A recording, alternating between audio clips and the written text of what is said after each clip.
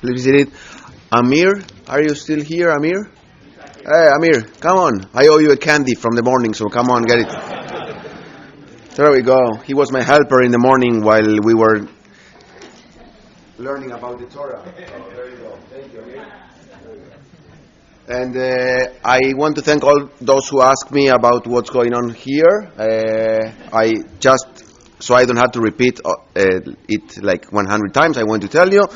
It's a new way to... I've been trying different diets, so nothing worked. So I went to a plastic surgeon and started removing parts from my body. So that's all. See to I can lose some weight in that way. Anyway, so... with the permission of the Rabbi, Birshuta Rabbanim, it's just something that's been removed from here, and it's all fine, so thank you. So, I know there are several topics and several options in today's Parsha, and, Ten Commandments that we read, and as Rabbi Harris mentions, Moses' plea to cross the Jordan, but I would like to focus especially on the Jewish calendar. So, on Tuesday, we observed Tisha B'Av, and I wanted to ask you, what is the next milestone in the Jewish calendar? Tisha B'Av is over, and now, what's next? Tu B'Av, there we go. So, Tu B'Av is the 15th days of Av. Tu is Tet Vav, and if you add the numeric values of the letters, makes the number 15. And Tu B'Av is the day that we celebrate. So, what do we celebrate on Tu B'Av? Love.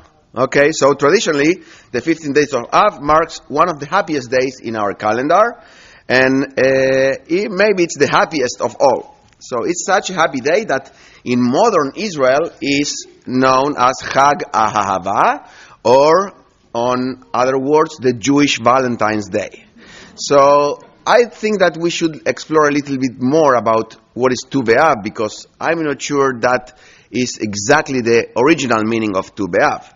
Because on the 15th day of Av, under a full moon, young Jewish men and women dressed in white would go out and dance in the vineyards of the ancient Judea. Rabbi Shimon ben Gamliel said, "Never were more joyous festivals in Israel than the 15th of Av and Yom Kippur. For on them, young women of Jerusalem used to go out dressed in white garments." Shoshana, Judy, and thus they went out and danced in the vineyards, saying, "Young men, look and observe well whom you are about to choose as a spouse." Brian, So, regard not beauty alone, but rather look to a virtuous family, for, as it is written in the book of Proverbs, Sheker ahen behevel hayofi. Gracefulness is deceitful, and beauty is a vain thing. But the woman that fears the Lord, she is worthy of praise. So we sing that every Shabbos. Sheker achen behevel hayofi. I'm glad we have a cantor here. Anyway, so that's what the Mishnah says. The women went out and they were looking for a nice husband. So this is practically all we know about this most ancient holiday. So what was this dancing about? The sages of the Talmud have a lot of questions, were evidently puzzled because of this, since the Talmud gives at least 6 different explanations on what happened on Tu B'Av.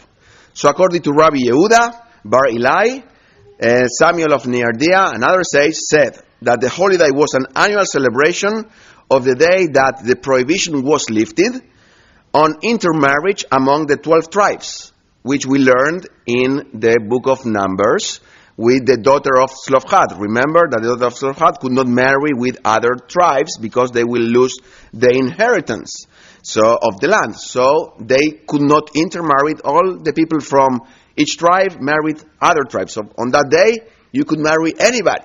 Okay, so Rabbi Bar Hana got more specific, and he said that Rabbi Yochanan Bar Nafcha said that the 15th of Av marks the end of the prohibition to marry the daughters of the tribe of Benjamin. If you remember, there was an episode in the book of Judges. It's called Pilegesh Bagiba.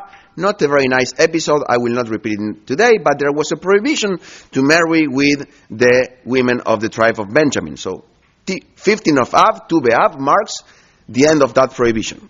Another theory proposed by a Talmudist called Ula, who said that Tu B'Av was the anniversary of the decision of King Hoshea, the last Israeli king, voiding the decree of King Jeroboam 50 years earlier that banned pilgrimage to the Temple of Jerusalem for the 10 tribes who lived in the north. So for 50 years, the tribes of the north could not go to Jerusalem, and the King Hoshea stopped that prohibition on Tu B'Av, so all the Jewish people could gather again together in Jerusalem. Nice way to celebrate and a nice way to mark that special day.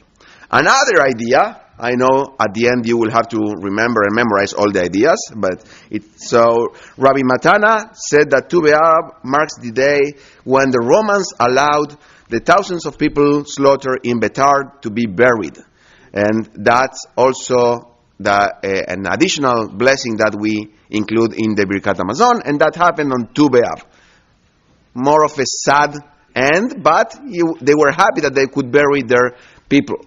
So, last one, I don't think it's the last one, but anyway, Rabbi Yaakov Bar Acha said that Tu B'Av marks the summer equinox, the point of which the days starting get shorter, and the dry season nears to end. So it's going to start raining soon, and therefore we are happy.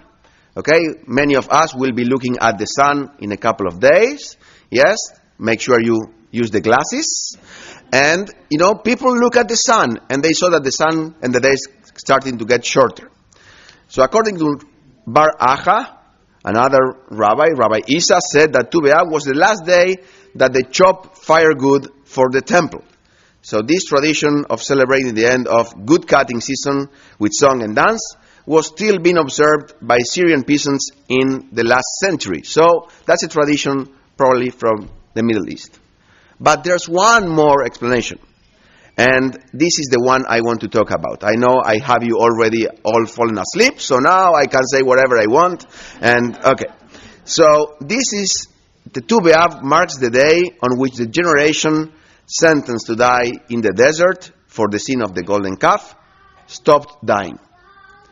This view comes in a Midrash. And according to the Midrash that you can find in the Talmud, in Talmud Yerushalmi, in Ta'anit, it says, in other text, it says that the people of Israel would die by thousands each Tisha B'Av.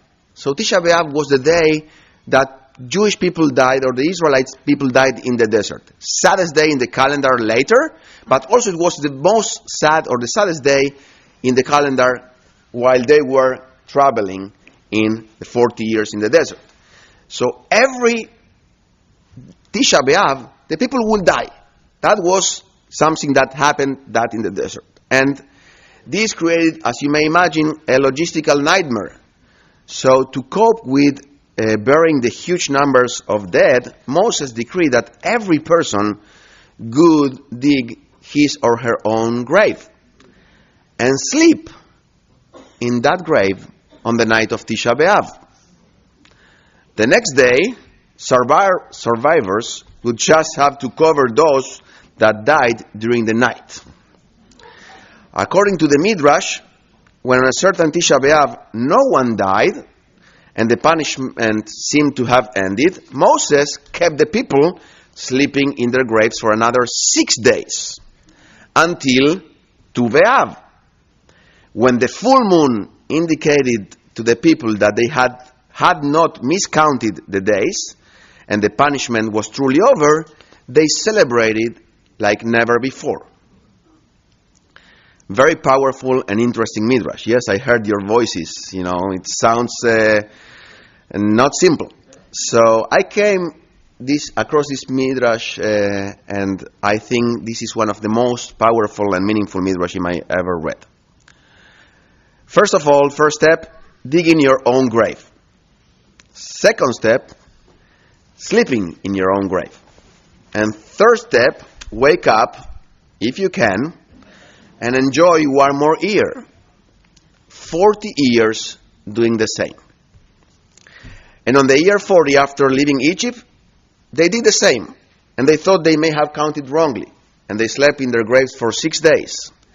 And on Tu B'Av, they figured they would live, so they celebrated. And there are many, many ways to interpret this midrash. And before we move into interpretations, I would like to pause for a second and reflect on one thing. Imagine for a second, how would you have felt that night? What would have been the feelings, the thoughts, the reflections of that night? Would you have been terrified, satisfied? Will it be easy to fall asleep, or will you need hundreds of pills? Will you need a pillow, or you already told everything to your pillow in the nights that came before? What would have been that night for all of us? So now the interpretation.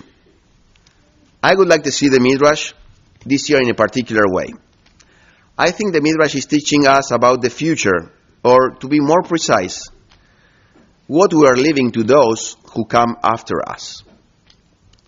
The reason the Israelites did this was not in order to fill their own burial. The reason the Israelites did this was not to have experienced what feels to wake up in the morning knowing that you have been granted one more year. The reason I believe the Israelites did this was to make it easier on those who remained alive. If thousands passed away on the same day, it would have created a huge complexity and a huge burden for those who woke up the next day. So the Midrash is teaching us a simple message. Make it easy for those who continue. Do not create a problem for them. Just create a blessing for them. Make it easy for those who continue. Do not make them feel you didn't take care of them. Make them feel it was worthy to wake up. Make it easy for those who continue. Say sorry before you go to sleep. Bring closer those whom you have been distant from. Make peace with those you fought with. Make it easy for those who continue. Create for them an environment, a safe one, a safe environment, a place where Torah, Avodah, and Gemilut Hasidim abound. Acts of good deeds, Torah, and a Jewish place where they feel safe and comfortable. Make it easy for those who continue. And if tonight was that night, would you been terrified, satisfied? Would it have been easy to sleep or no? I don't have those answers. We all have his or her own answer. So today, tomorrow, and Sunday, or Monday, that is Tu B'Av, one of the happiest days of the year, think of how to make it easier for those who continue. The good news I have is that there's always time to change, and there is also always time to celebrate.